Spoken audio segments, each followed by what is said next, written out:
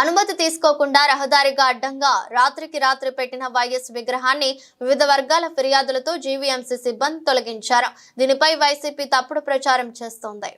Good evening అండి. నా పేరు విజయ్ కుమార్. నేను పోతుటోన్ ఇన్స్పెక్టర్ గా పనిచేస్తున్నాను.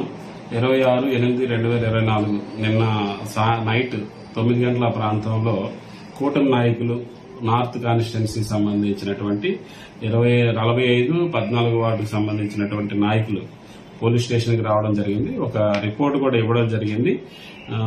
అక్కయ్యపాలెం సిగ్నల్ పాయింట్ వద్ద జీవీఎంసీ గ్రీన్ బెల్ట్ లో ఎలక్షన్ కు బిఫోర్ వైసీపీ నాయకులు ఒక వైసీపీ జెండా స్తంభాన్ని ఆవిష్కరించినట్లు ఫిర్యాదులో పేర్కొన్నారు.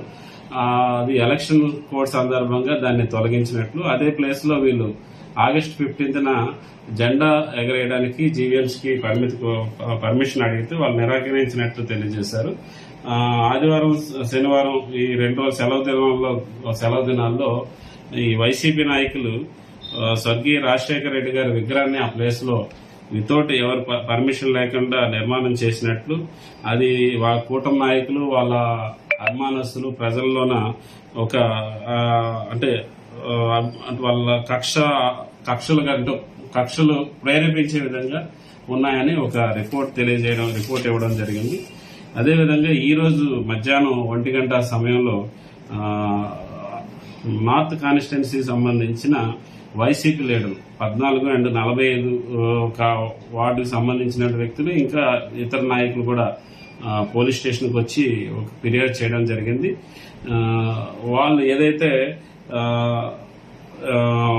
వైఎస్ఆర్ విగ్రహాన్ని అక్కయ్యపాలెం గ్రీన్ బెల్ట్ ఏరియాలో ప్రతిష్ఠించుకున్నారు, దాన్ని టీడీపీ నాయకులు అండ్ కూటమి నాయకులు ధ్వంసం చేసినట్లు, విగ్రహాన్ని ధ్వంసం చేసినట్లు రిపోర్ట్ చేశారు.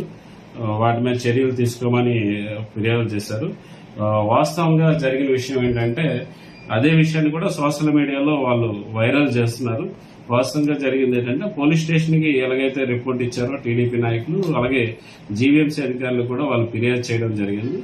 నిన్న మా నైట్ రౌండ్స్ లో రాంపట్ల గారు అండ్ బీట్ వాళ్ళు కూడా ఉండేటప్పుడు జీవీఎంసీ అధికారులు కొంతమంది ఆ పరిసర ప్రాంతాల్లో జేసీబీతో ఉండేటప్పుడు వాళ్ళని ప్రశ్నించితే జీవీఎంసీ అధికారులను తెలియజేశారు.